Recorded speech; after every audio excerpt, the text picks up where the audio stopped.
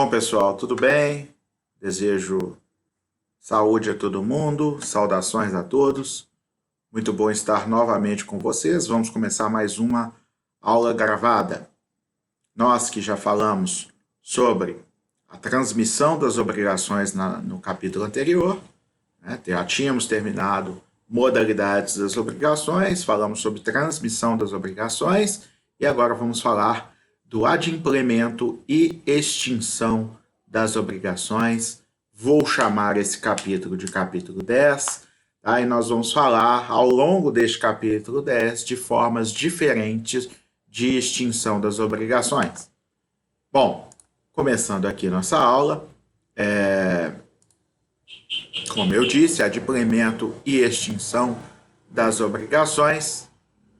Vamos falar primeiro da liberação das obrigações pelo adimplemento, que é a forma normal de se extinguir uma obrigação. Normalmente, as obrigações se extinguem com o cumprimento. Eu até brinquei em sala de aula em outras vezes, né? A obrigação nasceu para ser cumprida e nasceu para se extinguir com o cumprimento, né? Se Deus quiser, a gente até brincou no exemplo, se Deus quiser vai dar tudo certo e vai ser cumprida com o adimplemento no momento adequado.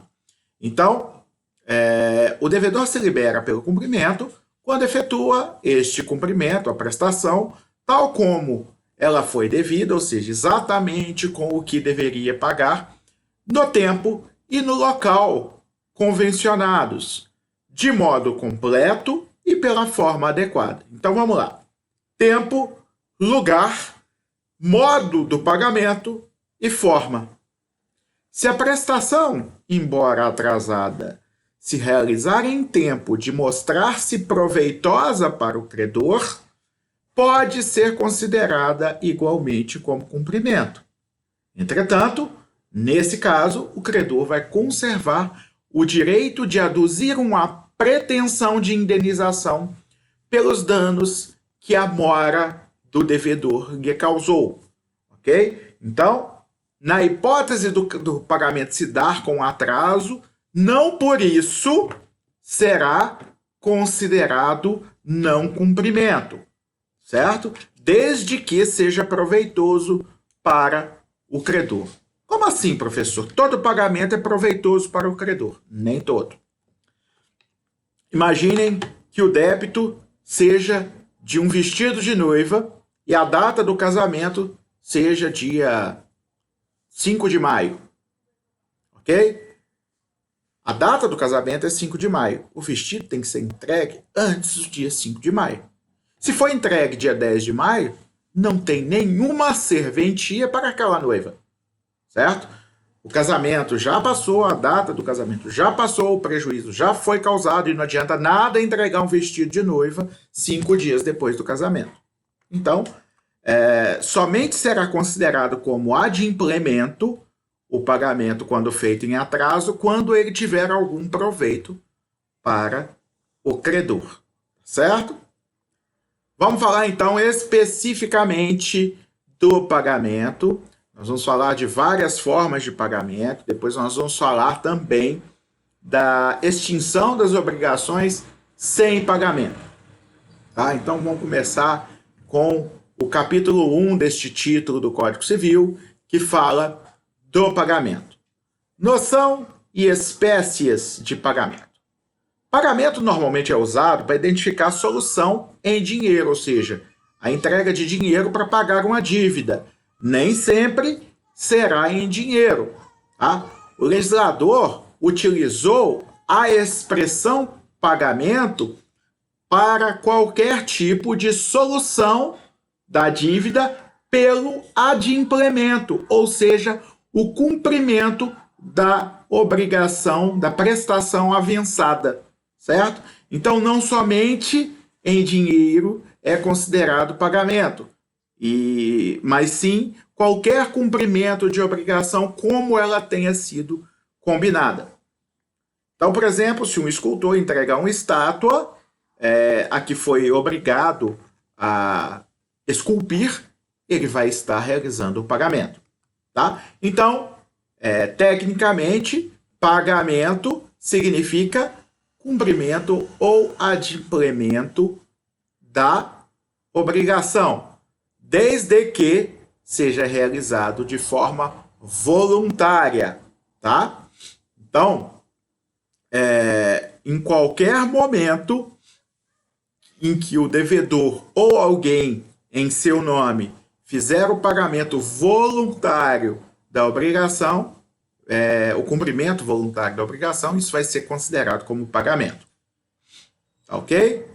Isso é a inteligência do artigo 304 e do 304, parágrafo único do Código Civil. São aplicáveis ao cumprimento da obrigação dois princípios. O da boa-fé, ou diligência normal, que todos os contratantes devem ser permeados, né? Então, a pessoa tem que se comportar com correção na execução da obrigação, né? O princípio da boa-fé, ele tem relação com aquele princípio que a gente já comentou, de que ninguém pode se beneficiar da própria torpeza, certo? Então, a má-fé não pode ser premiada, a malícia não pode ser premiada. Por isso, o pagamento, o cumprimento da obrigação, ele é primeiro regido pelo princípio da boa-fé contratual, em que as partes contratantes devem prezar pelo bom cumprimento, bom e fiel cumprimento da obrigação. Vocês vão ver aí no artigo 422 a consagração desse princípio da boa-fé, que diz que os contratantes são obrigados a guardar, assim, na conclusão do contrato como em sua execução, os princípios de probidade e boa-fé. Já o princípio da pontualidade significa que não só a prestação deve ser cumprida, mas deve ser cumprida no tempo, no momento aprazado, e também de forma integral, no lugar e do modo devidos, certo? Então não é só pagar, mas cumprir de forma integral o que foi estabelecido no contrato. Neste caso, sim, vai ser liberado o devedor.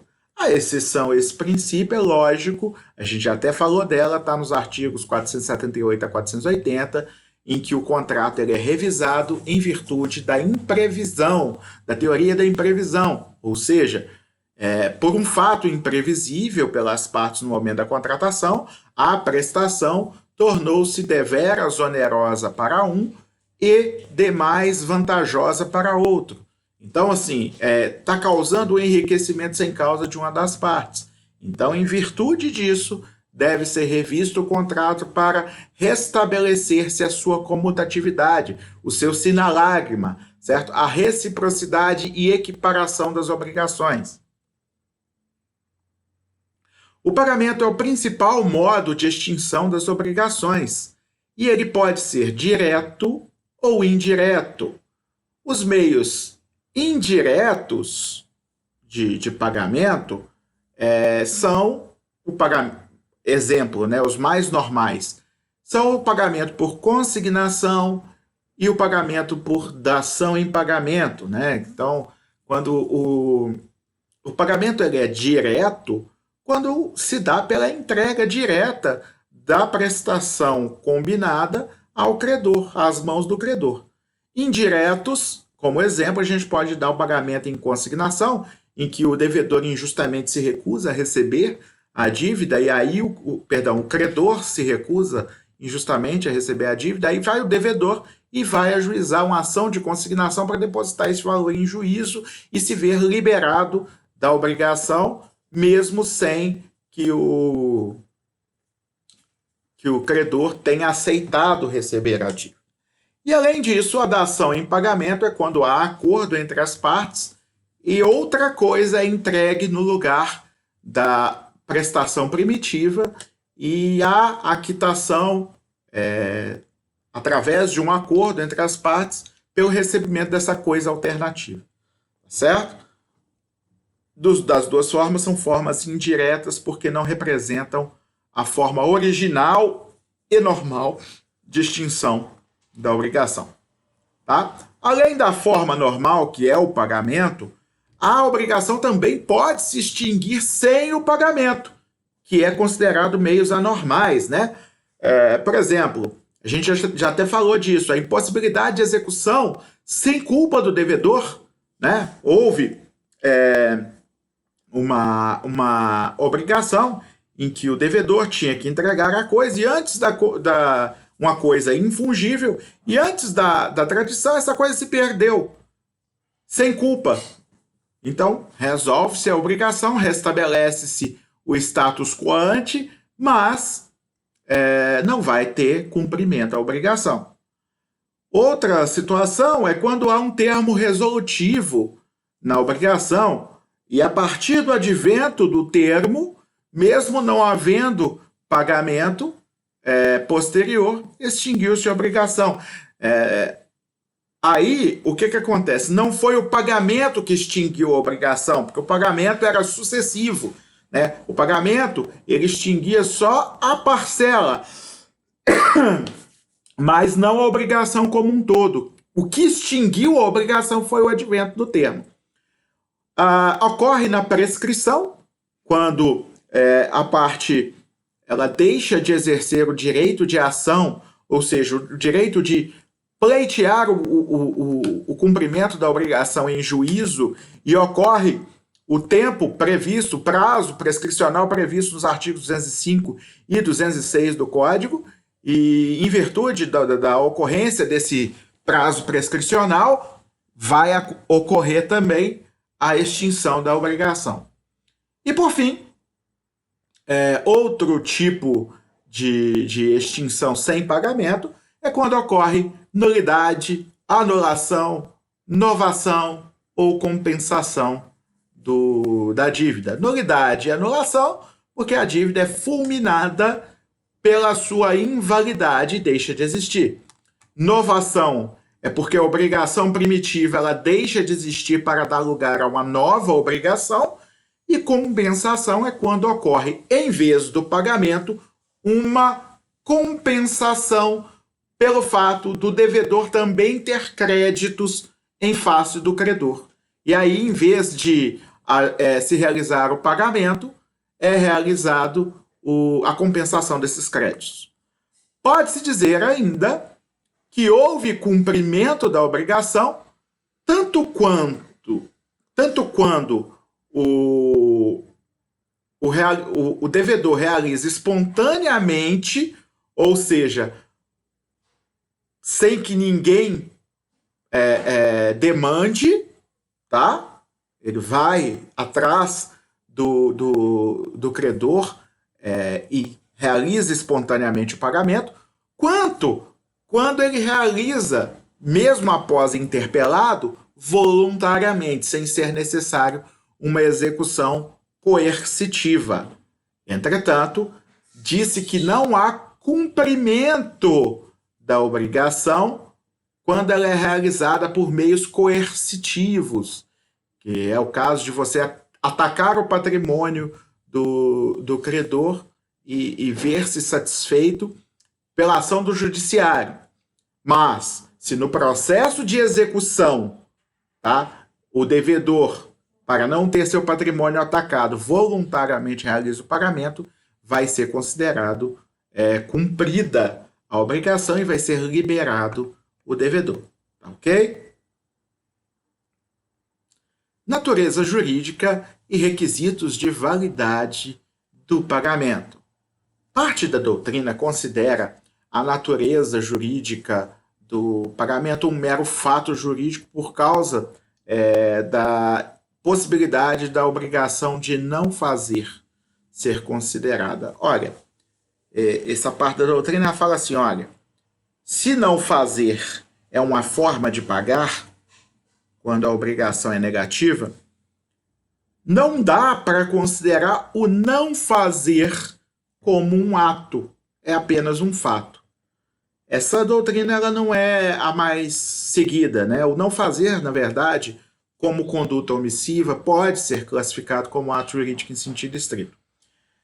Embora haja essa divergência, Orlando Gomes fala, olha, não é possível dar uma única classificação para o pagamento. Se ele consistir em ato do devedor, unilateral, é ato jurídico em sentido estrito. Se for feito por terceiro, é um negócio jurídico. Também ocorrendo negócio jurídico quando há transferência de outra coisa dada pelos solvens ao acipiens. Solvens é o pagador, acipiens é quem recebe o pagamento. Tá? Então, para o mestre Orlando Gomes, o pagamento é ato de natureza variável, embora com ressalvas ele admita que a melhor categoria para descrever sua natureza jurídica é a de ato jurídico stricto sensu. Tem uma parte considerável da doutrina que considera, porém, que a melhor classificação é a de negócio jurídico. A questão tem seu interesse prático porque, dependendo da natureza jurídica do pagamento, vai ser aplicável a ela a regra daquele instituto jurídico. Então, se considerar o pagamento como ato jurídico em sentido estrito ou stricto sensu, as regras normalmente aplicadas ao ato jurídico em sentido estrito vão ser aplicáveis ao pagamento. Ao passo que, se for se considerar o pagamento como um negócio jurídico, as normas, requisitos de existência, validade, etc., do negócio jurídico também vão valer em relação ao pagamento.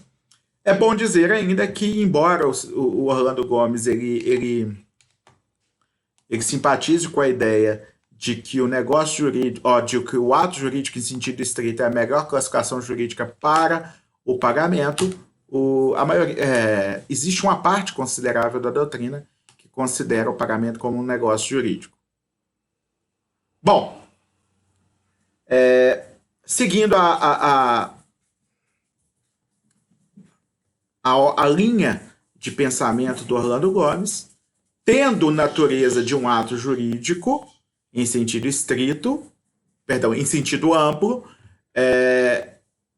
vai considerar-se o pagamento como subcategoria dos atos lícitos, podendo ser, então, um ato jurídico stricto sensu ou um negócio jurídico, sendo bilateral ou unilateral, conforme a natureza específica da prestação.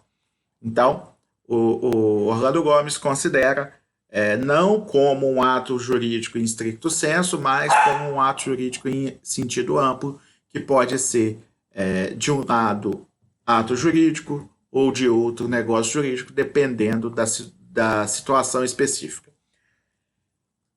Bom, para que o pagamento se considere válido e cumpra o seu principal efeito jurídico, que é o de extinguir a obrigação, tem que estar presente seus requisitos essenciais de validade. Quais são eles? São 5 que aqui estão descritos. A. Existência de um vínculo obrigacional. Sem existência de um vínculo obrigacional, haveria apenas uma doação. Tá? Então, a existência de um débito, ok? Implica que o pagamento tenha natureza jurídica de pagamento e tenha o efeito jurídico de extinguir aquele débito. B. A intenção de pagar. Animus solvendi. Animus solvendi significa que a pessoa entregou aquela prestação com intenção de solver a dívida e não com outra intenção qualquer. E quais outras intenções poderiam acontecer? Empréstimo, comodato, mera detenção, né? Você entrega uma coisa não com a intenção de pagar uma dívida, mas para que aquela pessoa cumpra um pedido seu, mera detenção. E aí é necessário, para que opere-se a tradição, a entrega do pagamento implique na mudança de titularidade daquela prestação, a intenção de que aquilo troque de titular. C. Cumprimento da prestação. Por quê? Que é um requisito de validade do pagamento o cumprimento da obrigação. É porque o pagamento, como já dito, ele tem que constituir-se na exatidão do objeto da prestação. Não pode se pagar coisa diversa, nem a menor, nem a maior, etc. E sim a exata correspondência entre o que se está pagando e o valor devido. Tá? D. A pessoa que efetua o pagamento, os solvens, e a pessoa que o recebe tem que ser as pessoas legitimadas pela lei para realizar o pagamento e para receber o pagamento. A gente vai falar disso mais na frente. Tá? Então, são 5 requisitos, tá? E o cumprimento desses 5 requisitos é que dão validade ao pagamento. Então, já que a gente falou que na letra D e E do slide anterior, que a pessoa que realiza o pagamento e a pessoa que recebe o pagamento são importantes para a consideração e para a validade do pagamento, vamos começar a falar disso agora. Nós vamos falar primeiro de quem deve pagar. O artigo 304 do Código Civil até o artigo 307 são destinados a tratar da pessoa dos solvens. Dos solvens é aquele que paga. 304. Qualquer interessado na extinção da dívida pode pagá-la usando, se o devedor se opuser, dos meios conducentes à exoneração do devedor. Quem seria esta pessoa? Eu estou explicando nos próximos slides, mas eu usei essa metodologia aqui de colocar os artigos juntos aqui e depois explicar. Então, tudo que eu tiver falado nos próximos slides, que eu já tiver falado aqui, a gente pula, tá certo? Então, eu não vou simplesmente ler aqui, eu vou ler e explicar. E nos próximos slides, o que eu já tiver falado, a gente passa para frente, e o que eu não tiver falado, eu falo então. Primeiro, quem se considera interessado na extinção da dívida?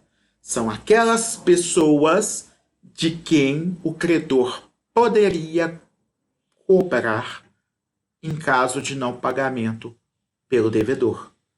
E aí você pode colocar fiador, avalista, qualquer co-obrigado, certo?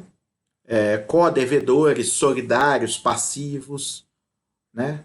Apesar de que os co-devedores solidários são chamados de devedor e não apenas de interessados. Mas qualquer pessoa que tenha interesse jurídico na quitação da dívida, porque se essa dívida não for quitada, o próprio patrimônio daquela pessoa vai poder ser atacado, inclusive com as implicações nocivas a seu nome e ao seu crédito, ok? Qualquer dessas pessoas é um interessado.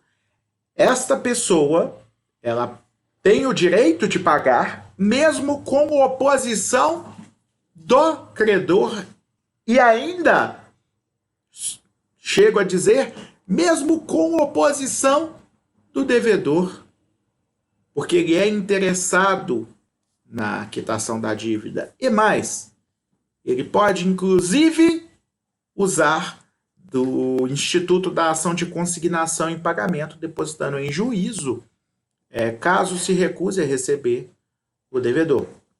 Entretanto, é bom que se diga ainda que este interessado no pagamento da dívida, caso a pague, ele se subroga em todos os direitos do credor.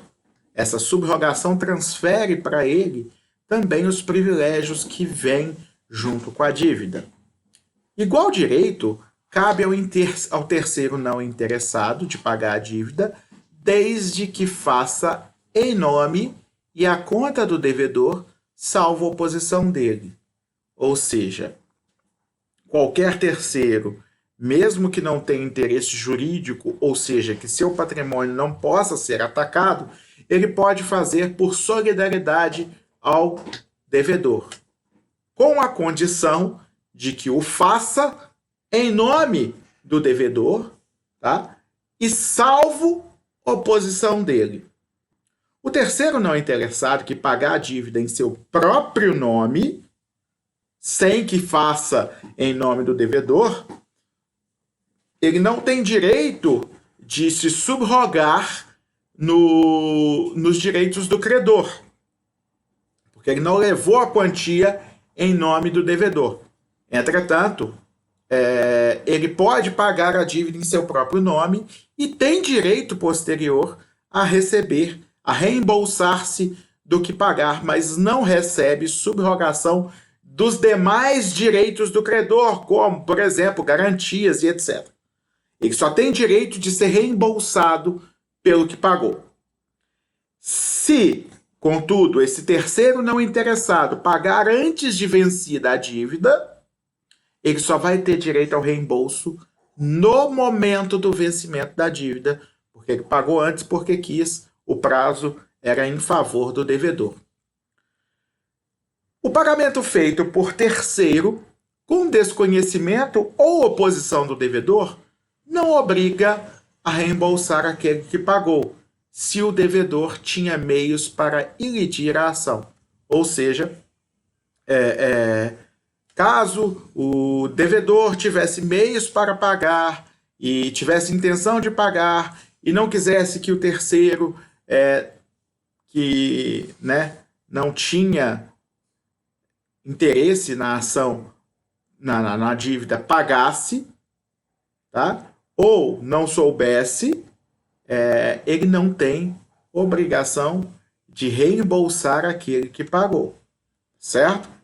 Só terá eficácia o pagamento que importar na transmissão da propriedade, quando feito por quem possa alienar o objeto em que ele consistiu. Então não adianta nada eu entregar uma casa e não transferir essa casa para o credor.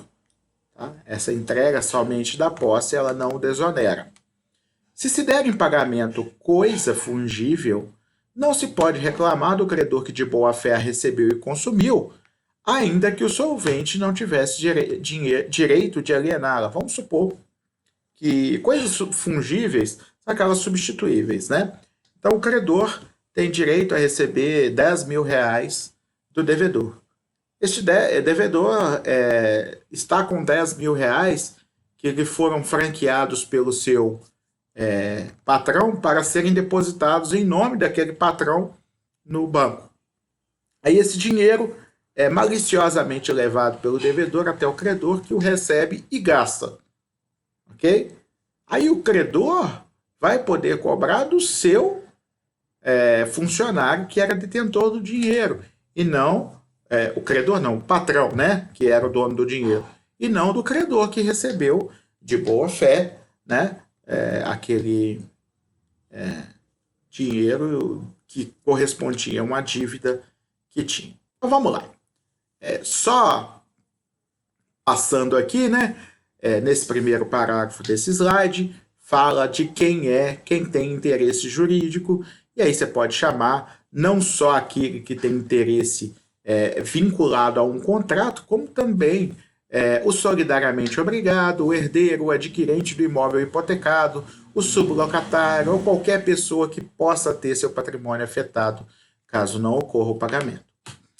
Então, eles têm o direito de pagar, e pagando, eles vão se subrogar de pleno direito ou pleno iure nos direitos do credor, certo? Então, tudo que for privilégio do credor vai ser transferido ao interessado que solver a dívida, certo? E não tendo possibilidade de pagamento pela recusa do devedor, ele vai ter o direito de efetuar em juízo esse pagamento através de uma ação de consignação. Mas é importante dizer que no caso de ser contraída uma dívida intuito personae, aquela que só pode ser cumprida pelo devedor original em razão das suas qualidades pessoais, em razão das suas características e pelas suas habilidades, etc., não pode nenhum terceiro, ainda que interessado, querer solver a dívida em seu nome, certo? Porque é necessário, para que ele se desonere, o pagamento ser feito pela pessoa do devedor principal. Bom, Sobre o pagamento feito por terceiro não interessado, a gente já falou, a gente pode dar exemplos aqui, né?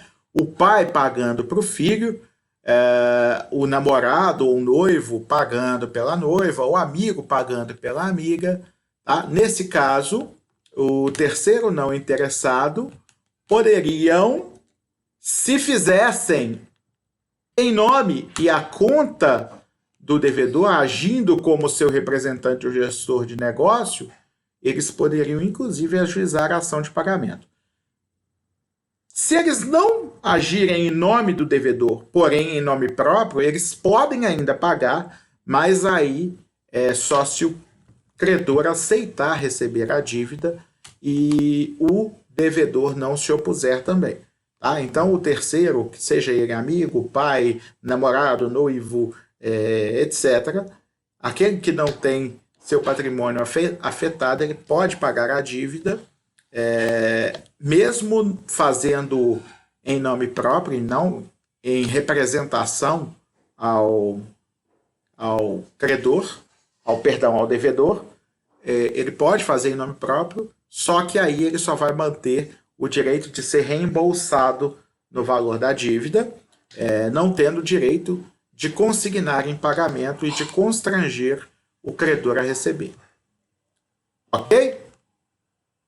É isso que está falando aqui, tá? Então, você não tem como obrigar o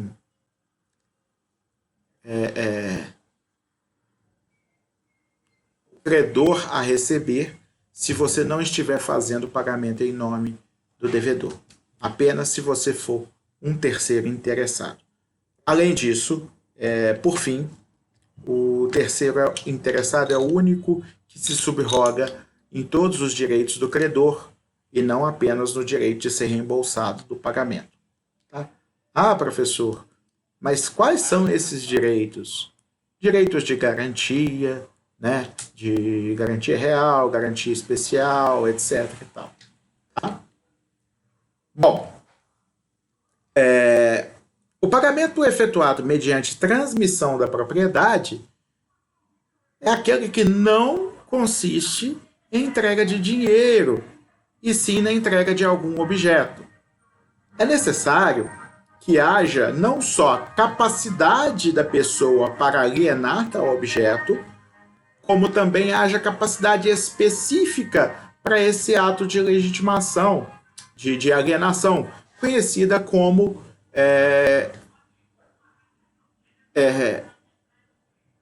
legitimação para praticar o ato. Então, se houve, por exemplo, a necessidade de entregar determinado bem, não só deve ser considerado a capacidade genérica de praticar atos jurídicos, né? Como também a capacidade específica para transferir aquele objeto, e por fim a legitimação. Significa que existe autorização legal ou não proibição legal de que aquela transferência seja feita. Não pode, por exemplo, o tutor, sem autorização judicial, transferir bens do tutelado. Só para que se saiba, esse é um exemplo de legitimação. Bom, por fim, o artigo 307, a gente já até falou, no caso da coisa ser fungível e o credor receber de boa fé, mesmo não sendo legitimado a transferir, se a coisa foi consumida pelo credor e ele tenha recebido de boa fé, caberá àquele que realizou o pagamento de forma indevida repor ao verdadeiro dono da coisa o seu equivalente. Tá? Daqueles a quem se deve pagar, mesma estratégia, vamos dar uma olhada nos artigos antes, depois a gente pormenoriza se houver algum detalhe. Artigo 308 diz que o pagamento deve ser feito ao credor ou a quem de direito o represente. Então, primeiro, pagamento diretamente ao credor é o modo normal de se extinguir uma obrigação. Só cancelar uma ligação aqui, pessoal, porque eu vou botar meu celular no silencioso, eu me esqueci desse detalhe, tá? Peço desculpas. Deixa eu colocar aqui no silencioso, porque senão vai tocar de novo. Bom, o pagamento direto ao credor é a forma mais normal de se extinguir uma obrigação. Tá? Ele pode ser feito ao credor ou a quem o represente, seu representante, procurador, de alguma forma. Por exemplo, quando alguém contrata um advogado, um dos poderes a que se pode dar direito ao advogado de praticar em nome do credor é receber e dar quitação. E, nesse caso, quando consta da procuração dada ao advogado o poder de receber e dar quitação, o advogado pode receber em nome do seu constituinte, que é o seu cliente. Ok? O pagamento feito de boa fé, artigo 309, ao credor putativo é válido. O credor putativo é aquele que se faz parecer como o credor legítimo e não é. Tá? Então ele dá a entender ser ele o credor e não é. Um exemplo de credor putativo é quando alguém se apresenta como herdeiro do falecido credor, único herdeiro do falecido credor. E o devedor, de boa fé, paga a este único herdeiro, considerando que não havia mais ninguém com direito a tais bens.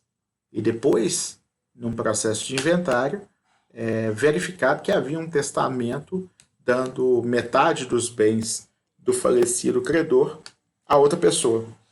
O pagamento feito pelo devedor ao único herdeiro e que se apresentou como tal é considerado válido se ele não tinha conhecimento da existência desse testamento e da existência do legatário.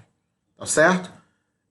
Então, mesmo se for provado depois que esse cara ele não era o único credor ou não era o credor daquele valor, se no momento do pagamento ele se apresentou como tal e havia elementos suficientes que davam a crer que ele era o credor, o pagamento feito a ele vai ser considerado como válido. Não vale, artigo 310, não vale o pagamento cientemente feito ao credor incapaz de quitar, se o devedor não provar que em benefício dele efetivamente reverteu. Então imagine que você contrai uma dívida com um menor de idade, ok? E este menor, uma vez que receba determinado valor, ele não tem capacidade para firmar sozinho um recibo, né, uma quitação. Este pagamento não é considerado válido, a menos que se prove que em benefício dele efetivamente se reverteu. Uma exceção há de se considerar ainda. Primeiro, se o menor recebeu proventos relativos a contrato de menor aprendiz, uma vez que, nesse caso, é necessário que haja dinamicidade no pagamento e seria contraproducente e absurdo exigir que o pai desse menor comparecesse para receber seu salário todos os meses. Né? Então, normalmente isso é feito através de um pagamento em conta corrente, que tem como se comprovar pelo comprovante que o pagamento reverteu exatamente para o menor. Da mesma forma, o empregado entre 16 e 18 anos. Então, não precisa do pai ir todos os meses para provar que está recebendo o pagamento em nome do menor ou assistindo o menor para receber o pagamento, bastando se comprovar que foi revertido em benefício do trabalhador nesse caso. E como que se comprova isso? Por exemplo, com um comprovante de pagamento de que o pagamento foi feito na conta salário ou conta corrente do menor. Tá? Não vale o pagamento, então, feito ao incapaz se ele não foi representado. Tá? A menos que se comprove que aquele benefício se reverteu efetivamente em benefício do menor. E essa prova vai caber ao devedor. Tá? Aquele que efetuou o pagamento, os solvens. Tá? considera-se autorizado a receber o pagamento o portador da quitação, salvo se as circunstâncias contrariarem a essa presunção. Então, vamos supor que vem um preposto, um motoqueiro, um representante receber meu aluguel na minha porta. Este representante traz um recibo de quitação assinado pelo dono do apartamento de que eu paguei o valor exato do aluguel. O pagamento feito a este representante é válido porque ele trouxe consigo a quitação. Entretanto, se aparece, por exemplo, uma pessoa que eu sei e tudo me leva a saber que é um falsário, ou um ladrão, ou uma pessoa que é inimigo declarado do meu locador, ou seja, as circunstâncias de fato me permitem concluir de que não houve a autorização para que aquele representante, pretenso representante, estivesse representando o credor, aí essa presunção é afastada, tá? Por fim, se o devedor pagar ao credor, apesar de intimado da penhora feita sobre crédito ou da impugnação oposta por terceiros, este pagamento não valerá contra esse. Nós até falamos dessa hipótese, né, da penhora do crédito, em que o pagamento só é válido se for realizado antes da intimação do devedor, mas se ele for intimado para depositar em juízo, em vez de pagar diretamente ao credor, deve ele proceder sob pena de ter que pagar novamente. Bom,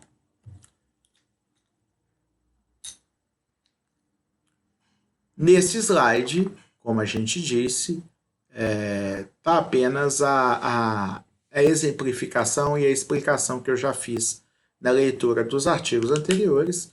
Então, vocês não precisam, a gente não precisa demorar aqui explicando novamente. Eu já expliquei no slide anterior, mas eu recomendo que vocês leiam com calma esse material, imprimam o material que vai ser enviado ao portal, né, e leiam com calma, porque faz parte da matéria e ajuda a fixar o aprendizado. Bom, quando a gente fala, nesse slide aqui, a gente estaria falando do pagamento efetuado diretamente ao credor, que não demanda maiores dificuldades. Tá certo? Porém, quando se fala em pagamento realizado para o representante do credor, quem é o representante do credor? Aquele que está com poderes para receber em seu nome. Tá? Tem 3 espécies de representantes que a gente pode considerar. O legal, representante legal, é o pai, mãe, tutor ou curador, né? Então, a representação aí ela decorre da lei. Pai e mãe são os representantes legais naturais, né? E tutores são aqueles que são representantes do menor que perdeu os pais, que não mais pode ser representado pelos pais, por um motivo ou por outro, ou pela morte deles, ou pela suspensão ou extinção do poder familiar. Tá? Curatela ocorre quando alguém maior tem algum motivo de deficiência mental ou física que impeça dessa pessoa cuidar dos seus interesses, tendo aí designado um curador para ela pelo juiz. Tá? São motivos que a lei determina. Representante judicial é aquele nomeado pelo juiz, como o inventariante, né, dos créditos do inventário, o síndico da falência, o administrador da empresa que foi penhorada e etc. Então, havendo esse administrador, síndico de falência ou inventariante, o pagamento a eles é feito, é válido, é considerado válido. E o representante convencional é aquele que recebe procuração, ou seja, instrumento de mandato que seja outorgado pelo credor, com poderes para receber e dar quitação. O artigo 311 ainda destaca que é considerado autorizado a receber o pagamento o portador da quitação, aquele que traz o recibo consigo que a gente falou. Esse é um caso de mandato tácito. Mesmo que ele não tenha uma procuração que o autorize a receber, o fato dele portar consigo uma quitação assinada pelo credor faz crer, salvo que as circunstâncias de fato recomendem o contrário, de que essa quitação é válida. Tá? Validade do pagamento efetuado a terceiro que não o credor. O motivo de se pagar ao terceiro pode ser qualquer motivo que se imagine. Tá? Os devedores diretos são considerados o próprio credor, né? Ou aquele sucessor que seja seu sucessor intervivos ou causa morte, ou quem represente este credor, o que a gente já falou. Se não for feita a essas pessoas, a pena pode ser a não validade do pagamento e a não liberação do devedor, motivo pelo qual seria necessário pagar de novo. Bom, entretanto, nem sempre quem paga mal vai pagar duas vezes, pois o artigo 308 do Código Civil, que a gente já citou, na sua segunda parte, ele considera válido o pagamento feito a terceiro se, letra A, for ratificado pelo credor, ou seja, depois ele confirmar o recebimento pelo referido terceiro, ou fornecer depois o recibo, ou ainda se o pagamento reverter-se a proveito do devedor credor, e isso puder ser comprovado pelo devedor, ok? Então, mesmo que ele tenha pagado a terceiro, vai ser validado, né? Se puder comprovar que chegou ao credor esse dinheiro. Bom, credor putativo, como eu disse, é aquele que se apresenta como verdadeiro credor, embora não seja. Tá? Eu dei o exemplo, né, do herdeiro aparente, nesse caso, né, em que o herdeiro se apresenta como o único herdeiro e, portanto, o único credor por sucessão, e depois se descobre que havia um sobrinho ou outra pessoa como legatário. Esse legatário vai ter, sim, o direito de receber a parte dele, mas ele vai ter que cobrar de quem recebeu e se apresentou como único herdeiro naquela ocasião e não mais do devedor, porque o pagamento foi considerado válido. Tá? Bom, isso acontece porque, primeiro, boa-fé. O devedor pagou com boa-fé e as circunstâncias de fato levavam a crer que aquele era o único herdeiro. Tá? Então, o solvens, né, aquele que está realizando o pagamento, ele não vai ser considerado mais devedor pelo fato de ter pago a pessoa que se apresentava como único credor e que havia motivos para se entender que assim era. E além da boa-fé, é necessário que seja excusável o erro, ou seja, o erro tem que ser desculpável. O erro não pode ser nem com culpa, nem com desídia, negligência, imprudência do devedor. Então, o pagamento incorreto é aquele feito de forma grosseira à pessoa que nem pareça o verdadeiro credor da dívida. Ok? Então, o pagamento feito ao credor putativo, aquele que parece e se apresenta como credor, ele pode ser considerado válido. Certo? Pagamento ao credor incapaz, nós já falamos que ele só é válido se for representado pelo seu representante legal ou se provado que este pagamento reverteu efetivamente em proveito do incapaz. Aí sim, conforme o artigo 310, vai ser considerado válido. O artigo 310 considera inválido somente o pagamento feito cientemente ao credor incapaz. É válido, então, se provar erro excusável do devedor, ou quando erro excusável nesse caso é quando a pessoa tem a aparência de ser maior, né? Você supõe, por exemplo, que um jovem menor de 18 anos tem uma aparência de adolescente, de menor.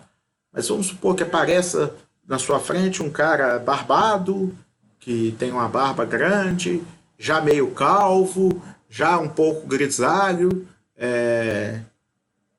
e, no entanto, seja menor de 18.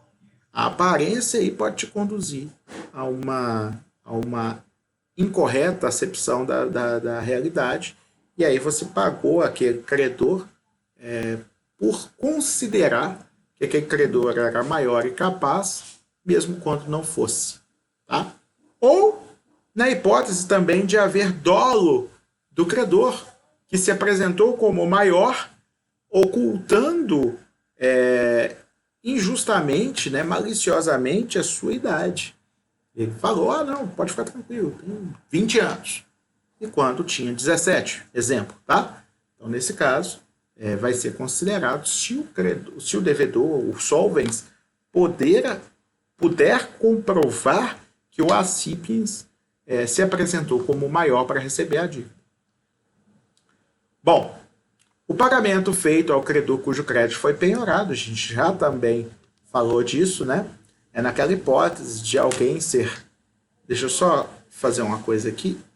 Esse fone, ele dá uma coceira na cabeça às vezes.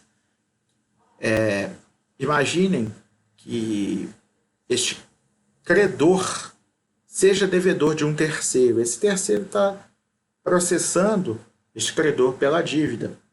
E aí, este terceiro pede para que o juiz penhore ou realize sequestro ou arresto daquele crédito. Então, essa impugnação do pagamento feita por terceiro ou a penhora desse crédito, ele visa evitar, burlar garantias de credores daquele credor que está recebendo o pagamento. Então, caso tenha sido penhorado o crédito, o pagamento do devedor ao credor só será válido se ele não tiver sido avisado da penhora. Se ele já foi intimado a pagar somente em juízo, aí ele não pode mais pagar ao credor, sob pena de ter que pagar novamente. O objeto do pagamento é chamado de conteúdo da prestação. Tá? Então, essa prestação obrigatória, ela é constituída pelo objeto do pagamento. O artigo 313 fala o seguinte: o credor não é obrigado a receber prestação diversa da que lhe é devida, ainda que seja mais valiosa. A substituição com efeito extintivo de uma coisa por outra só é possível com consentimento do credor. Quando o credor aceita a substituição, configura-se a dação em pagamento. Essa dação em pagamento vale como cumprimento e também tem o mesmo poder que o pagamento de extinguir o crédito, porque foi aceita pelo credor. Bom, se o pagamento, se o objeto da prestação for complexo, abrangendo diversas prestações principais, acessórias, plurimas, mistas, de dar e fazer, etc., o devedor só se exonera quando cumprir todas elas. São chamadas as obrigações cumulativas. Então, somente quando ele paga a integralidade do débito, composto por todas as prestações das quais ele é devedor, é que vai ser considerada cumprida a obrigação. Ele não se desonera se pagar apenas parte delas, inclusive não é obrigado o devedor a receber parcelas ou parte. Ok? Ainda quando a soma dessas parcelas, dessas partes, representar o inteiro, ou seja, a integral satisfação do crédito. Artigo 314 diz exatamente isso. Ainda que a obrigação tenha por objeto prestação divisível, não pode o credor ser obrigado a receber, nem o devedor obrigado a pagar por partes, se assim não se ajustou. Lógico que se o pagamento no contrato original foi combinado por partes, aí sim, pacta sunt servanda, vai se cumprir da forma que se estabeleceu no contrato. Pagamento em dinheiro e princípio do nominalismo. Artigo 315 diz que as dívidas em dinheiro deverão ser pagas no vencimento em moeda corrente e pelo valor nominal, salvo o disposto nos artigos subsequentes. Primeiro, dívida em dinheiro se diferencia de dívida de valor. De dinheiro é quando o dinheiro é o objeto principal da prestação, então você deve 10 mil reais, você deve 5 mil reais, a dívida é de dinheiro. A diferença é que a dívida de valor é uma dívida que represente, que seja de outro objeto, que é representado pelo dinheiro, mas não é o dinheiro que é o objeto da prestação. Exemplo, uma indenização. A indenização é quantificada em dinheiro, mas não é uma dívida de dinheiro, sendo uma dívida de valor. Ok? Então, nas dívidas de valor, a correção monetária incide desde a data do fato que deu ensejo àquela indenização, para manutenção do valor do bem lesado. Enquanto a dívida em dinheiro, a correção monetária, ela ocorre a partir do momento em que se houve o vencimento da dívida. Moeda de curso legal é toda moeda admitida pela lei como meio de pagamento em curso legal no país, não podendo ser recusada. Moeda de curso forçado é quando a única admitida pela lei como meio de pagamento no país. Em 1916, quando entrou em vigor o código daquela época, havia moeda de curso legal. Então, o dinheiro brasileiro era de curso legal, mas não era de curso forçado. Poderia, em algumas hipóteses, o devedor pagar liberando-se ao pagar em outra moeda estrangeira. Já no Código atual, tá, desde 1933, ocorre o curso forçado, então não pode mais o pagamento ser combinado em outro padrão monetário, salvo pouquíssimas exceções, como no Decreto-Lei 857/69. Vocês podem ver lá esse Decreto-Lei, eu não vou ficar aqui pormenorizando, mas o que é importante saber é que para a grande maioria das obrigações o curso é forçado e só se pode exigir o pagamento em dinheiro brasileiro e, além disso, não se pode pactuar o pagamento de outra forma. O princípio do nominalismo diz que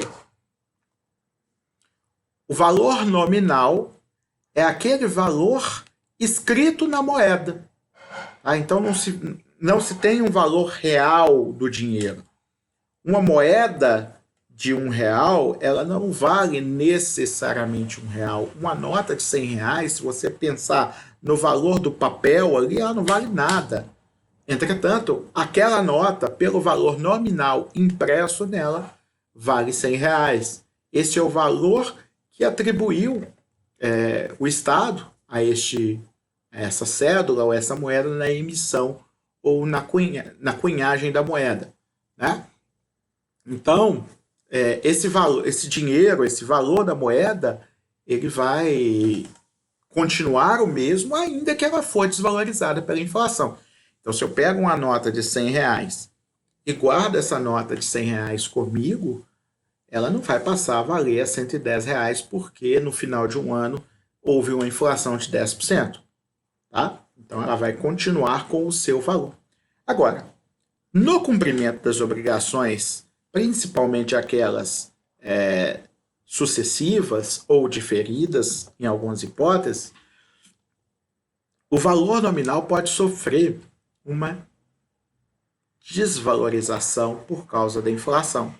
Então, é normal que se adote uma cláusula de escala móvel, através da qual o valor da prestação varia de acordo com os índices de custo de vida. A cláusula da escala móvel está prevista no artigo 316 do Código Civil, que diz que é lícito convencionar o aumento progressivo das prestações sucessivas, que permite a atualização monetária das dívidas em dinheiro e daquelas de valor mediante índice previamente escolhido na contratação, utilizando as partes para tanto aludida à cláusula de escala móvel. Tá? Não se confunde essa cláusula com a questão da teoria da imprevisão, porque, primeiro, a inflação é um evento previsível que não tornaria possível a aplicação da teoria da imprevisão, e, além disso, né, a teoria da imprevisão só seria aplicável mediante revisão do contrato pelo juiz, o que não é o caso. A escala móvel pode ser automaticamente aplicável sem necessidade de intervenção judicial. O que eu quero dizer com a aplicação de uma cláusula de escala móvel? As partes vão adotar um índice que seja adequado para aquela obrigação. Por exemplo, nos contratos de locação, nós temos a lei permitindo o reajuste anual mediante o índice IGPM. Em outros contratos, utiliza-se o INPC ou IPCA. Então, determinada lei estabelece qual índice vai ser utilizado para determinado tipo de obrigação, e esse índice pode ser adotado como índice de correção monetária previamente. Já a teoria da imprevisão ocorre quando, por motivos imprevisíveis, sofre-se uma desproporção manifesta entre um valor de uma prestação e o momento da sua execução. O juiz pode vir a, então, corrigir este valor da prestação para assegurar seu valor real. Isso é muito parecido com a teoria da imprevisão no cumprimento das obrigações ditada pelo artigo 478, quando é necessário uma desproporção entre a prestação paga por uma parte e recebida da outra parte. Nesse caso aqui, a gente está falando apenas da parcela, né, e a correção do valor da prestação. A proibição de cláusula ouro ou de pagamento em moeda estrangeira. Na atual legislação, é proibido o pagamento em ouro e em moeda estrangeira ser preceituado, ser convencionado pelas partes. Tá? Então, é nula qualquer convenção que obrigue o devedor a pagar em ouro ou em moeda estrangeira. Certo? Então, ele vai poder pagar em reais, e se não houver um valor determinado em real, o juiz vai poder determinar o valor ou simplesmente traduzir pela cotação daquela pretendida moeda estrangeira ou ouro na época da assunção da obrigação e não na época do efetivo pagamento. Isso porque tanto o câmbio da moeda estrangeira quanto o câmbio do ouro podem sofrer variações muito maiores do que o custo de vida, do que a inflação, do que a correção monetária oficial, e podem causar excessivo prejuízo a uma das partes. Da prova do pagamento, a mais comum é a quitação da dívida. O adimplemento se comprova pela quitação. A quitação, ela normalmente não se presume, em alguns casos ela pode ser presumida, nós vamos falar disso depois. A quitação da dívida, ela é a declaração unilateral, escrita, emitida pelo credor, de que recebeu a dívida, ou seja, de que a prestação foi efetuada e de que o devedor fica liberado, certo? De pagá-la, ou seja, já pagou. Esse nome, quitação, é um nome técnico. Normalmente as pessoas chamam de recibo. Então, quando você falar recibo e quitação, é a mesma coisa. Vamos falar aí dos artigos 319 até 326. Depois a gente comenta um por um. O devedor que paga tem direito à quitação regular e pode reter o pagamento enquanto esta quitação não lhe for dada. Deixa eu só alcançar minha garrafinha aqui. Para molhar um pouquinho a boca, porque está quase acabando a minha voz. Só um instante.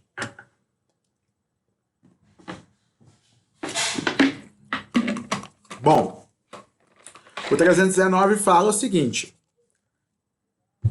se você pagar e não receber o respectivo recibo, você tem direito de reter o pagamento.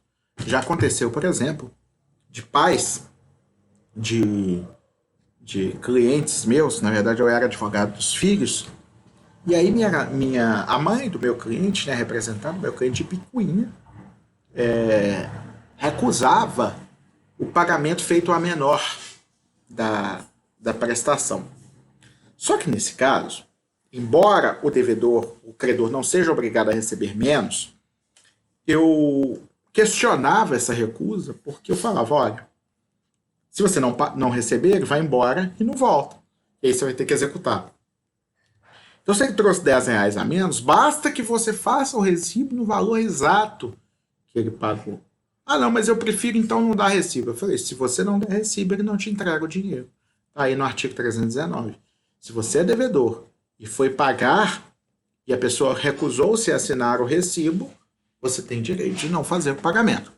A quitação, que sempre poderá ser dada por instrumento particular, designa o valor e a espécie da dívida quitada, o nome do devedor ou quem por este pagou, o tempo e o lugar do pagamento e a assinatura do credor ou do seu representante.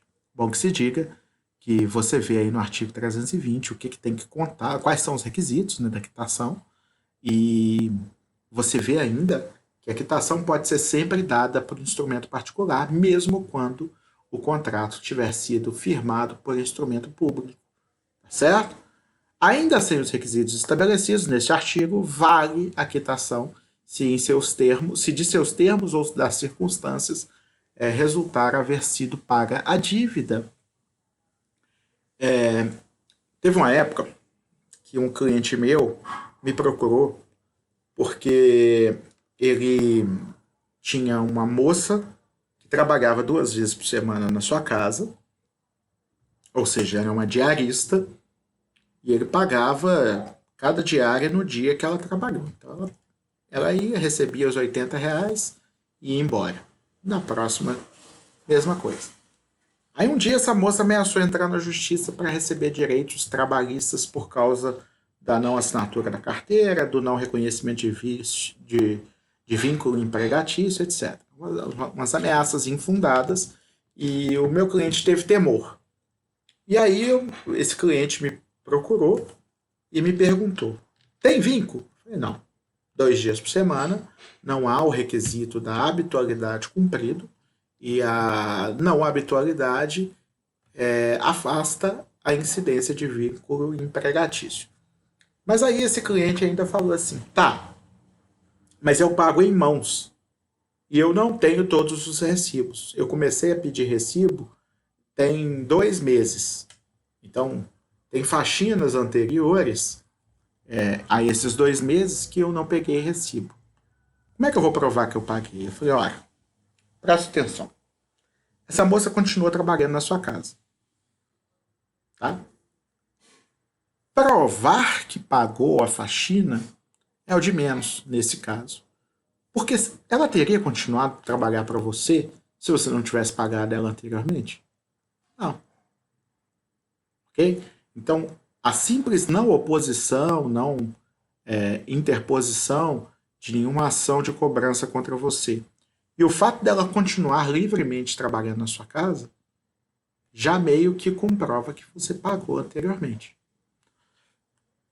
Você pode também conversar com ela e pedir para que ela dê agora a quitação relativa àquelas faxinas anteriores, sob pena de não mais contratá-la para trabalhar na sua casa. Mas é meio que irrelevante, porque o fato dela ter continuado a trabalhar na sua casa livremente, recebendo diariamente, faz presumir que antes também havia esses pagamentos. Em alguns casos, as circunstâncias de fato fazem presumir o pagamento. Artigo 321. Nos débitos cuja quitação consista na devolução do título um cheque, uma nota promissória, por exemplo, perdido esse título, poderá o devedor exigir, retendo o pagamento, uma declaração do credor que inutilize o título desaparecido.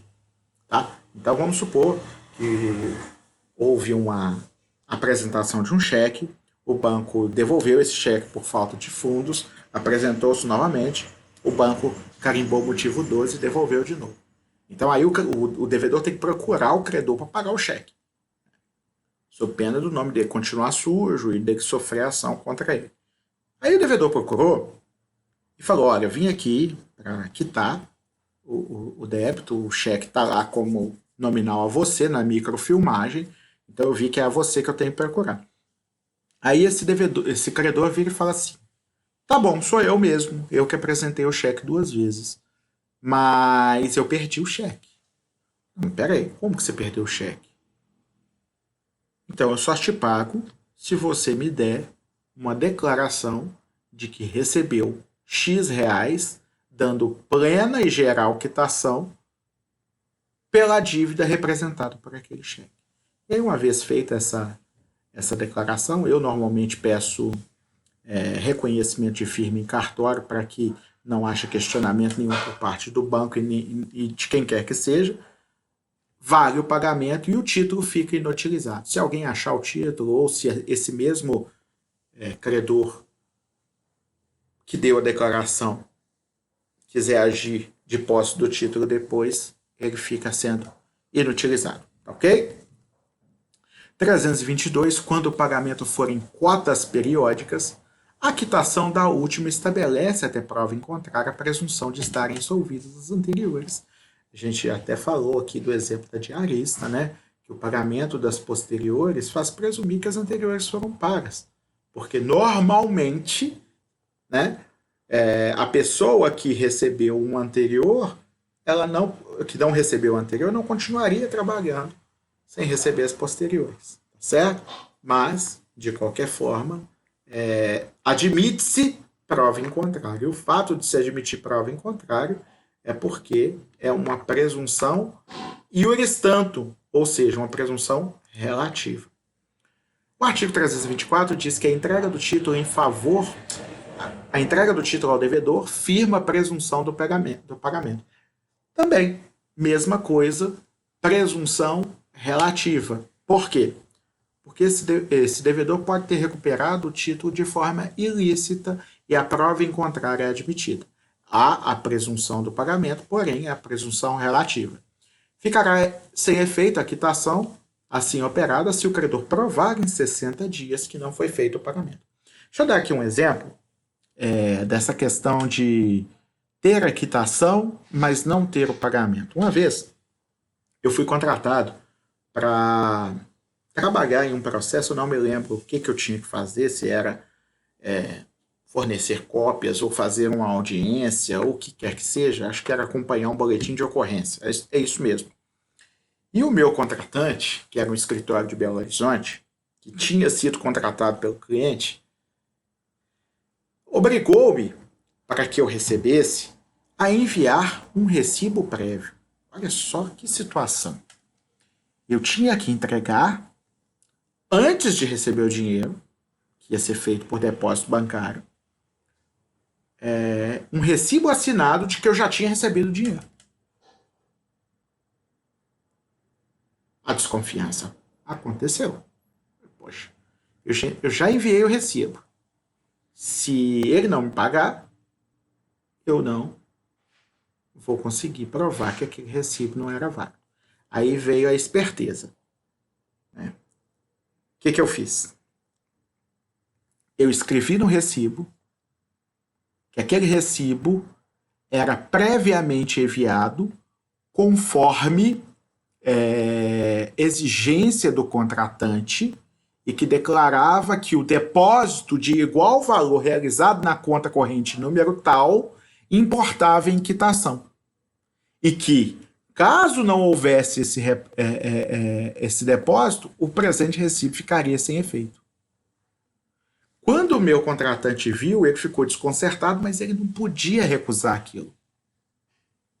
Porque a recusa daquele recibo dava a entender que ele não pretendia falar fazer o pagamento. E, na verdade, ele não estava agindo de boa fé. Ele só estava preocupado de eu não enviar o recibo. Certo? Então, houve desconfiança dele comigo e o ato dele de falar, ó, você me paga, você me manda o recibo primeiro, depois eu te pago. Ou seja, eu fui obrigado a confiar nele e ele não confiou em mim. Então, o que eu fiz?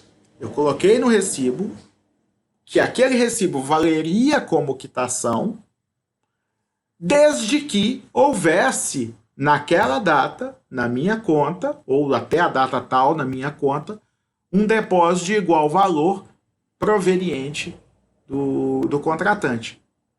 Que a não realização desse depósito invalidaria o recibo. Esta condicional aí foi a forma de eu me assegurar de que, desacompanhado do comprovante de depósito, aquele recibo não valeria. Então, foi uma das formas que eu arrumei da quitação antecipada que eu fui obrigado a dar, ela ser condicional à existência do efetivo pagamento. Né? Porque ele queria uma quitação antes de realizar um pagamento. E eu consegui uma forma no estalo, né? A gente tem que ser inteligente nessas horas. Eu não posso virar para ele e falar assim, não, eu só te dou o recibo se você me pagar antes. Porque ele não iria me contratar nunca mais. Então, eu tinha que arrumar uma forma de, sem ser indelicado com ele, né?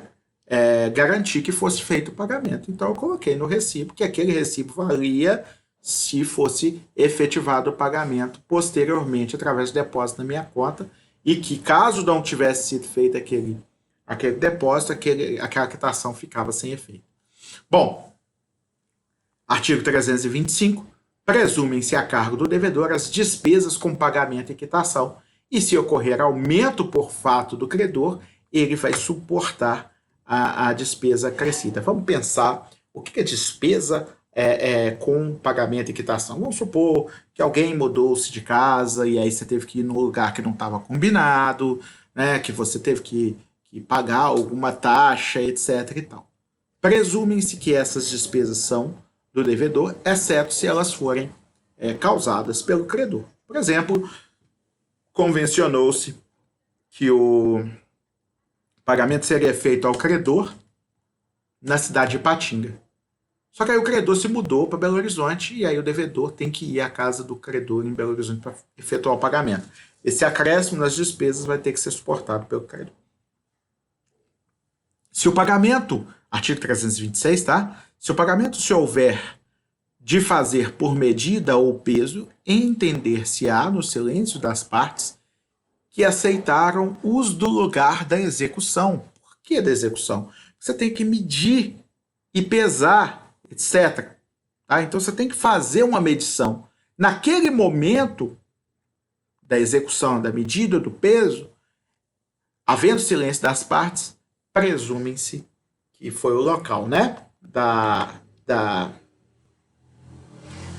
convencionado para a quitação. Agora vamos comentar, primeiro comentando aí os requisitos da quitação, né, a gente já falou que está lá no artigo 320 do Código Civil, que é o valor, a espécie da dívida quitada, o nome do devedor ou quem pagou no lugar dele, o tempo e o lugar do pagamento, a assinatura do credor ou do seu representante.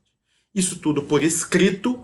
Esse escrito pode ser público ou particular. E também, por teor do artigo 320, a gente já viu que a quitação sempre pode ser particular, mesmo se o documento que constituiu a dívida for por escritura pública.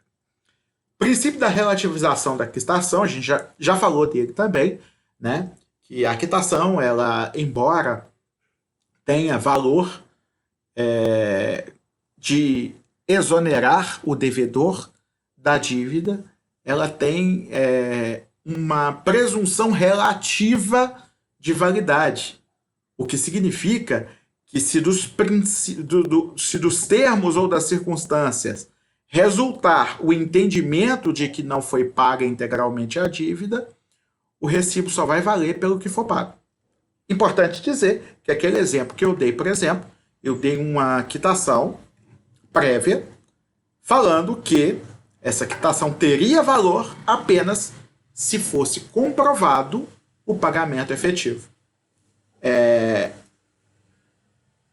Quando o juiz pegasse aquela quitação, falava, realmente, ele estava te dando quitação aqui condicional. Condicional aqui, ao pagamento efetivo. Então, a quitação ali não extinguiu a dívida. E tem que ser dessa forma, gente. Por quê? Porque se uma quitação obtida de forma ilícita pudesse extinguir uma dívida, você estaria protegendo o infrator, você estaria beneficiando a pessoa pela própria torpeza dela.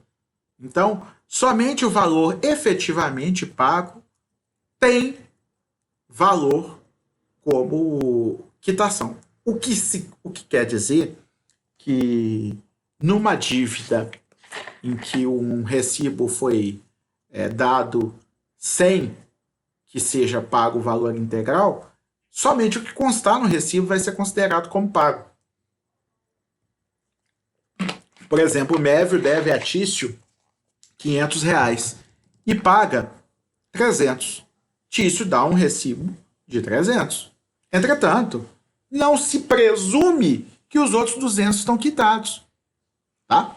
Podendo, inclusive, Tício colocar uma ressalva. Ainda falta pagar 200. Tá?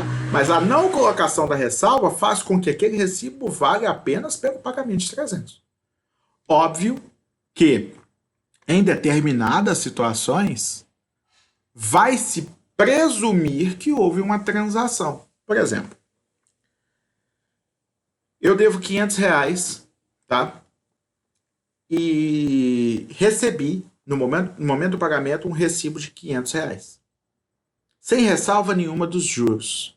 Presume-se que o pagamento foi feito integral. Por que se presume isso? Porque juros são cláusulas acessórias e que não necessariamente vão ser incidentes. Então, se eu tenho um recibo que comprova o pagamento principal sem fazer ressalva à existência de juros, vai presumir-se que houve transação em relação a isso. Bom, o princípio da relativização da quitação importa na consideração de que o devedor fica liberado apenas e tão somente em relação às verbas que foram expressamente mencionadas na quitação. De nada vale constar no recibo, por exemplo, de que o devedor está dando plena, rasa e irrevogável quitação para nada mais reclamar em relação ao fato se as verbas não contidas corresponderem ao montante efetivo do crédito. Entretanto, essa declaração ela não tem valor apenas se tratar de dívidas indisponíveis. Tá? Por exemplo, indenizações trabalhistas, securitárias, alimentares, que contenham normas protetivas em favor do consumidor, do trabalhador ou incapaz. Entretanto, se houver uma dívida de valor representada por valores disponíveis, transacionáveis, e houver uma declaração de que o credor da total quitação, presume-se que houve uma transação entre devedor e credor. Então é sempre bom analisar o que está se recebendo no recibo, tá? Para que esse recibo corresponda à realidade da combinação e do pagamento, certo? É lógico que numa dívida indisponível, por exemplo, uma dívida de alimentos, você recebeu um valor de R$500, só que a dívida é de 1.000. Você não pode renunciar aos R$500. Então, se está escrito lá, recebi nesta data o valor de R$500 em relação à parte do valor dos alimentos do mês de maio. Porém, você mencionou que é parte. Significa que há outra parte. Agora, vamos supor, concordam as partes que a pensão devida do mês de maio é apenas de R$500 e não de 1.000, que são pagos nessa data. Os outros 500 são irrenunciáveis, então não pode concordar que o valor é menor. É direito de incapaz, então o pai ou mãe não pode renunciar. Normalmente as partes fazem o seguinte, fazem um recibo falso. Quando querem receber algo e pagar algo que não é o devido. Isso já aconteceu com cliente minha.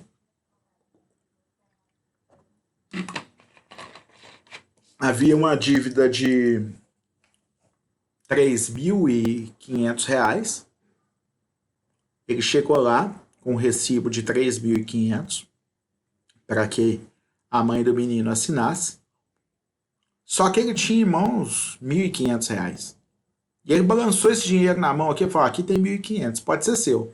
Só que você tem que assinar o recibo de 3.500. A minha cliente quase nunca tinha. A pensão era 200 e poucos reais. Minha cliente quase nunca tinha visto R$ 1.500 juntos. Na época, o salário mínimo acho que era 500. Ela nunca tinha visto R$ 1.500 juntos. Aquele dinheiro para ela ia resolver um bocado de problema. E aí o cara pressionando, ou seja, tentando coagi-la a assinar, ou lesá-la, né? Aquilo é uma lesão. Ele conseguiu a assinatura dela naquele recibo de R$ 3.500. E aí fomos executar, ele apresentou esse recibo de 3.500, eu argumentei que o pagamento foi só de 1.500, mas lá em juízo eu não consegui comprovar que ela não tinha recebido os 2.000 a mais. Não tinha testemunha, era a palavra dela contra a dele. E aí o juiz, inclusive, na época foi muito duro com ela. Ele explicou: olha, minha filha, eu não posso anular um pagamento porque você vem aqui tendo assinado um documento de que recebeu 3.500, simplesmente afirma que recebeu apenas 1.500.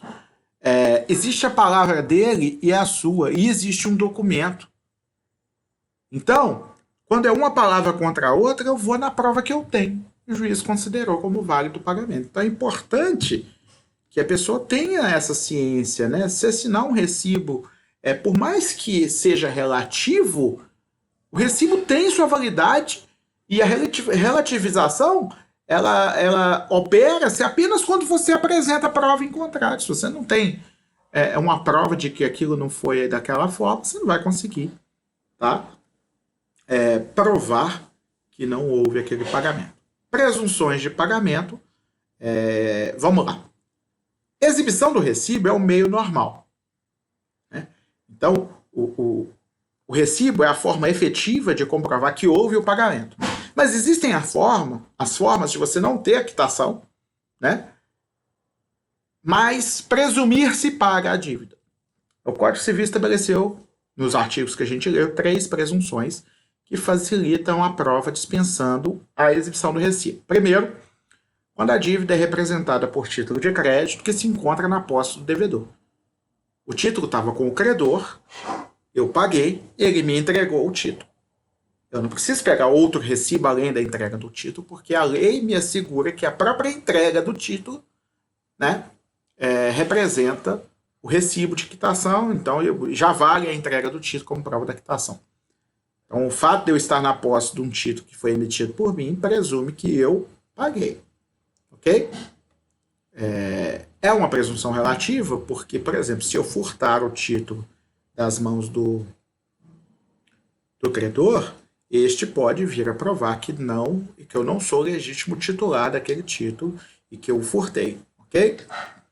Quando o pagamento é feito em cotas sucessivas, aluguel, por exemplo, né, você pagou a última, recebeu a quitação de que pagou e sem nenhuma ressalva. Se eu tenho uma quitação do mês de agosto sem qualquer ressalva de que eu devia o mês de julho, o recibo de agosto dá a entender que as anteriores foi pagas. Mas como que eu faço então se em agosto o devedor do aluguel está devendo junho e julho? Aí ele vem pagar em agosto. O que eu devo fazer? Você tem 2 formas. Tá? Ou você afirma que o que ele pagou, na verdade, foi o mês de junho e dá um recibo de quitação do mês de junho, que é o primeiro que ele deve, né? E seria o normal a se fazer. Ou se ele fizer questão de que seja considerado pago o mês de agosto, você vai fazer uma ressalva no recibo. Declaro que em dia de 5 de agosto ele veio e quitou a prestação de agosto, porém, não tendo quitado a prestação de junho e julho, essas continuam em aberto. Dessa forma, você não dá a presunção, né, de que houve essa quitação. E sempre faça uma cópia dos recibos que você entregar para o devedor e peça para que ele escreva, assine embaixo de acordo com aquela cópia. Ou confere com o original e assinar. Por quê? Porque ele pode tentar adulterar aquele recibo, né? E se ele assim fizer, você tem a cópia com a assinatura dele. Certo? Quando há quitação do capital sem reserva dos juros, a gente já falou, né? Se você paga um valor integral nominal de uma dívida e não houve reserva pelo credor de que ainda havia juros a serem quitados, presumem-se quitados, porque a extinção da dívida conduz à extinção da cláusula acessória de juros, e a presunção é de que houve o pagamento, ok? Então, na hora de entregar a quitação, o credor deve fazer a ressalva. Ressalvo que ainda há juros a serem pagos, considerando que o pagamento se deu com atraso e estava em mora o devedor. Ok? Vamos falar agora do lugar do pagamento. Vamos de novo ler antes os artigos e posteriormente a gente fala a respeito de cada um deles. 327. Efetuar-se-á o pagamento no domicílio do devedor, salvo se as partes convencionarem diversamente, ou se o contrário resultar da lei, da natureza ou da obrigação, da natureza da obrigação ou das circunstâncias. Parágrafo único. Designados 2 ou mais lugares, cabe ao credor escolher entre eles. Então, primeiro, se não falar nada, tá? Presume-se que o pagamento tem que ser realizado no domicílio do devedor. Pode haver convenção diversa, pode o contrário resultar da lei, pode o contrário resultar da natureza da obrigação das circunstâncias. Um exemplo de diverso, o local do pagamento ser diverso, que resulta da lei, é o crédito de alimentos. Né? Se o pai paga para o filho o crédito, a pensão alimentícia, o local do pagamento é o local do domicílio do incapaz. Certo? É um dos exemplos. Designados 2 ou mais lugares, vai caber ao credor escolher entre eles. Se o devedor, né, e o credor consignaram que há mais de um lugar possível para fazer o pagamento, quem tem que escolher, pelo parágrafo único, vai ser o credor. Tá? Se o pagamento consistir na tradição de um imóvel ou em prestações relativas ao imóvel, vai ser feito no local onde se situa o imóvel. Tá? Isso porque o recolhimento dos impostos relativos a essa transferência de imóvel tem que ser recolhido naquele local. 329. Ocorrendo motivo grave para que não se efetue o pagamento em local determinado, poderá o devedor fazê-lo em outro sem prejuízo para o credor. Vamos dar um exemplo. Foi determinado que eu realizaria o pagamento no local da minha residência, em Ipatinga. E aí eu me mudei para Belo Horizonte. Tá? O credor mora, sei lá, no meio do caminho. Ou tanto fazer vir para cá como ir para lá. Então não houve prejuízo para ele, eu posso determinar que seja feito lá. Se houver prejuízo, acréscimo nos gastos dele para ir lá buscar o valor da dívida, eu tenho que arcar com esse prejuízo para que ele não seja prejudicado. É a inteligência do artigo 329 do Código Civil. O pagamento reiteradamente feito em outro local faz presumir renúncia do credor relativamente ao previsto no contrato. Vamos dar um exemplo aqui. Locação. Foi determinado no contrato que o local do pagamento fosse a loja a loja de propriedade do credor, na rua tal, número tal. Só que aí, o que acontece? Todo mês, o devedor liga para o credor e fala: seu fulano, a casa aqui é caminho do senhor, né? Só mora aqui perto. Tem como você passar aqui, não? E pegar comigo? E aí começa, todo mês, acontecer isso.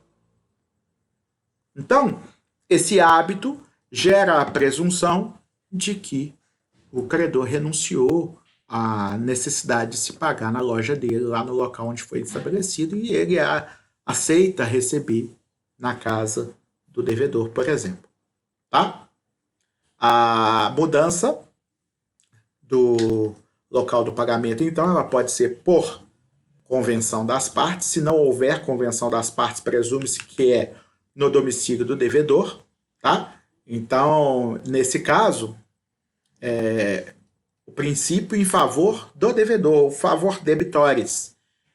Nesse caso, então, disse que a dívida é quejable, ou seja, quejable significa que a dívida é quesível, significa que o credor precisa buscar o pagamento no domicílio do devedor. Esse benefício é instituído em favor do devedor, podendo ele, no entanto, renunciar a esse benefício efetuando o pagamento no domicílio do credor. Quando se estipula que o pagamento tem que ser feito no domicílio do credor, disse que a dívida é portable ou portável. Então, nesse caso, deverá o devedor levar e entregar o pagamento no domicílio do credor. Ok? Então, normalmente, as dívidas são quejable ou quesíveis, tá? Então, devem ser pagas no domicílio do devedor. Inclusive, isso justifica a regra processual de que, em regra, as ações têm que ser interpostas no domicílio do réu.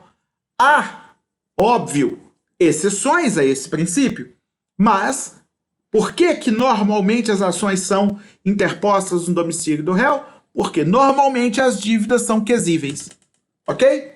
A lei pode determinar diferente, contrariando essa presunção em favor do domicílio do devedor. Eu dei um exemplo há alguns slides atrás da dívida de alimentos. O local de pagamento da dívida de alimentos é no local da residência do incapaz, que é o credor.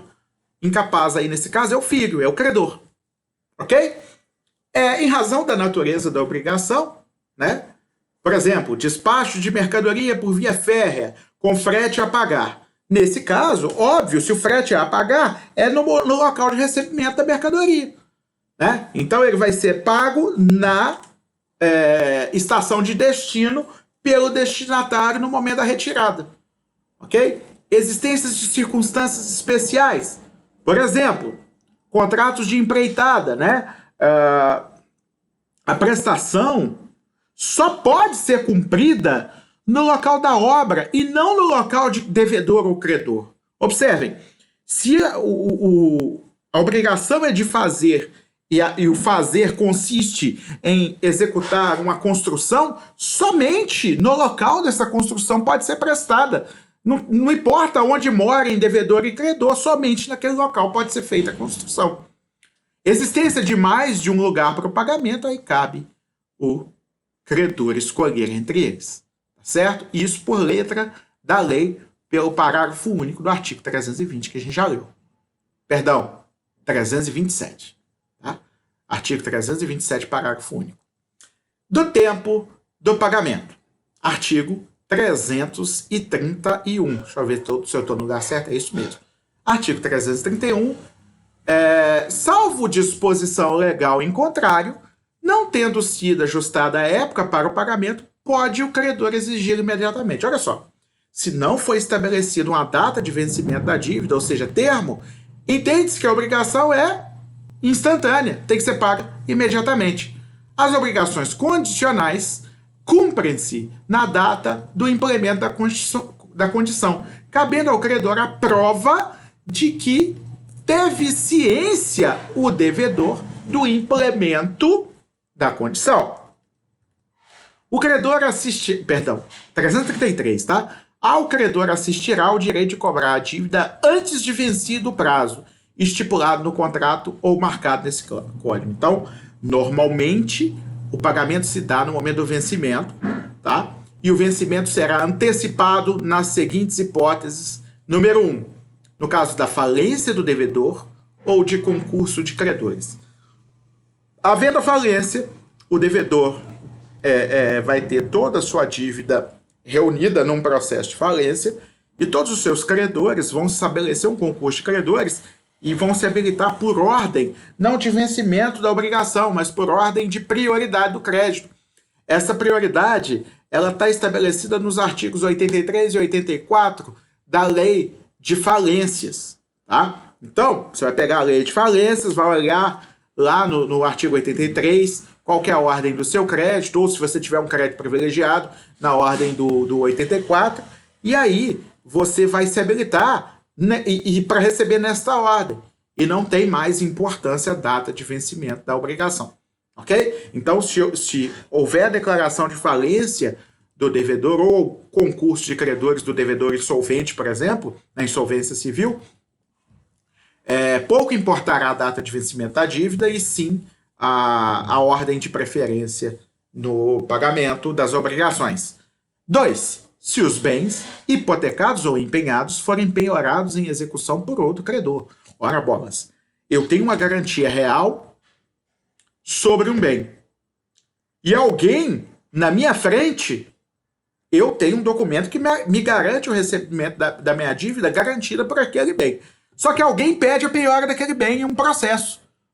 Se alguém pediu a penhora daquele bem, o juiz vendo no registro civil que foi gravada a hipoteca, ou informado de que aquele bem encontra-se empenhado, o juiz vai determinar que seja intimado o credor hipotecário ou o credor pignoratício para que vença antecipadamente o seu débito. Porque somente o que sobrar daquele bem após o pagamento do credor hipotecário ou pignoratício é que vai se pagar o credor que realizou o pedido de penhora.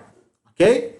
E 3. Se cessarem ou se tornarem insuficientes as garantias do débito, sejam elas fidejussórias ou reais. Garantias fidejussórias são aquelas que não constituem direito real sobre coisa alheia. Por exemplo, fiança, aval. Reais são aquelas que gravam um bem constituindo um direito real sobre a coisa. Importante dizer que essas garantias podem se arruinar, perecer, etc. Por exemplo, morre o fiador. Se morreu o fiador, eu fiquei sem garantia. Eu vou notificar o devedor a constituir outro fiador para me garantir. Se ele não o fizer, vence antecipada a dívida, eu posso cobrar imediatamente. Ok? E assim sucessivamente. Certo? Então, por exemplo, uma casa estava hipotecada. Houve um terremoto e essa casa se destruiu, o terreno ficou imprestável porque a área é instável, etc. E aí? A casa que garantia a dívida deixou de ter valor. Eu posso intimar o meu credor a reforçar a garantia sob pena de vencer imediatamente a dívida, mesmo que ele tivesse prazo para pagar. Nos casos desse artigo, se houver, no débito, solidariedade passiva não se reputará vencido quanto aos outros devedores solventes. Então é importante que se diga que se houver mais de um devedor, salvo se houver... Não, perdão. Mesmo se houver solidariedade passiva, eu não vou poder cobrar do João algo se por culpa do Pedro a dívida se venceu antecipadamente. Eu vou cobrar do João no prazo do vencimento dele e do Pedro posso cobrar imediatamente. Ok? Bom. Nas obrigações puras, a estipulação da data do pagamento torna desnecessária a interpelação do credor, do devedor, que considera-se interpelado a pagar e constituído em mora de pleno direito com o não pagamento no dia correto. Vamos explicar. Obrigação pura com data de vencimento. Tá? A termo. Vamos determinar aqui. Ó. O devedor pagará ao credor no dia 5 de setembro de 2020 a quantia de R$2.000. A dívida é líquida certa e com data de vencimento determinada. Data 5 de setembro. Tá? O calendário virou para o dia 6 de setembro e não houve o pagamento. É constituído automaticamente em mora o devedor que não pagou na data do vencimento. Essa máxima, em latim, dies interpellat pro homine, ou seja, o dia do vencimento interpela pelo homem. É como se o devedor, quando não paga no vencimento pré-estabelecido, automaticamente fosse notificado de que está em mora. Isso está no 397 do Código Civil. É diferente se não houve determinação. Perdão, balancei a câmera aqui. Tá, foi mudar de posição, balancei a câmera toda. Tá. Se não houve determinação da data de vencimento, aí é necessário interpelar ou notificar o devedor de qual dia vencer-se-á a obrigação para que ele seja constituído em mora. Se não for notificado, não será constituído. Ok? Mas as obrigações com a data para o pagamento, o devedor é constituído em mora pelo inadimplemento de pleno direito sem necessidade de notificação. Importante dizer que o devedor tem até a 0 hora, meia-noite do dia seguinte, né? Na verdade, até as 23h59, para o pagamento ter que ser considerado tempestivo, certo? Só que o fato, por exemplo, de depender de comércio aberto, vamos supor que você está devendo nas Casas Bahia, tá? Você tem que ir lá e pagar seu carnê dentro das Casas Bahia, fecha às 18 horas. Você tem até às 18 horas para pagar. Não prorroga para o dia seguinte porque fechou antes da meia-noite, não. Tá certo? Então, em tese, tem-se até a 0 hora para considerar fazer o pagamento válido. Vamos supor, se seu aplicativo de banco faz pagamento até meia-noite, está valendo. Se não faz, só faz até as 21, por exemplo, se você pagou depois das 21, vai ser considerado feito no dia seguinte, incidindo sobre ele os juros, se houver. Tá? Obrigações condicionais, a gente já falou sobre isso, as obrigações condicionais vão ser exigíveis, ou seja, consideram-se vencidas no tempo, no momento do implemento da Constituição, da condição, no momento do implemento da condição, se essas condições forem suspensivas. É óbvio que a gente está falando de condição suspensiva, porque a condição resolutiva não define a data de vencimento da obrigação, ela define a data de fim do negócio jurídico, ok? Então, se a condição é suspensiva, o implemento da Constituição torna eficaz o negócio e aí faz com que a obrigação seja vencida. A questão é, se não souber o devedor que implementou-se a condição, ele tem que ser informado. Vamos dar um exemplo? Tio João fala para a sobrinha Marina que vai dar a ela um apartamento com a condição de que ela se forme em direito. Então, qual que é a condição que tem que se implementar? Marina tem que concluir o curso de direito, receber o certificado de colação de grau da faculdade e informar o tio João. Então, Marina teve uma cerimoniazinha de colação de grau, ela recebeu da faculdade o documento que comprova que ela colou grau e enviou para o tio João a cópia desse documento, falando, olha, tio João, estou te mandando, como combinamos, o documento que comprova que eu colei grau em direito, então fica o senhor notificado de que implementou-se a condição que subordinava a eficácia do negócio jurídico que o senhor fez para mim, que é a promessa de doação. A partir de então, tio João torna-se devedor do apartamento que ele prometeu para a sobrinha Marina. Certo? É necessário que se cumpra, que se implemente a condição e que seja intimado ou informado interpelar de alguma forma o devedor para dar cumprimento. Essa presunção de contratos a prazo, este prazo estabelece-se para favorecer o devedor. Então, quem pode abrir mão do prazo, fora aquelas hipóteses do artigo 333 que eu li aqui, né? 1, 2 e 3, então, a presunção é em favor do devedor. Dito isso, somente o devedor pode renunciar ao prazo. Ok? Então, ele renunciando o prazo, ele pode antecipar o pagamento. Entretanto, há algumas hipóteses, e isso vai ser colocado no contrato, o prazo é definido em favor do credor. Vamos dar um exemplo aqui, em caso de que a remuneração do credor ela se dá pelos juros. E é conveniente para o credor continuar a receber os juros e receber o valor principal somente no tempo determinado. Nesse caso, se não se tratar de contrato de consumo, tá? Se for contrato regido pelo Código de Defesa do Consumidor, aí o credor é obrigado a abrir mão dos juros e receber antecipadamente no momento que o consumidor quiser pagar. Mas se não for contrato de consumo, poderá o credor não querer receber antecipadamente. Ok? Outra hipótese de prazo que favorece o credor e não o devedor é quando se estabelece que determinada mercadoria só vai ser entregue depois de tal data porque está sendo construído um depósito para guardá-la. Então, o recebimento antecipado desfavorece o credor em vez de favorecer. Então, ele quer que primeiro seja concluída a construção do depósito para só depois ser entregue a mercadoria que vai ficar dentro dele. Então, ele não pode o devedor querer entregar a mercadoria antes se foi estabelecido que a entrega antecipada iria prejudicar o credor e não seria tolerado. Tá certo?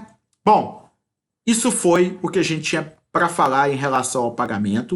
Na próxima aula, nós vamos falar em outros tipos de pagamento, nós vamos concluir o assunto pagamento, para depois a gente falar de outras formas de extinção da obrigação sem o pagamento. Prazer estar com vocês.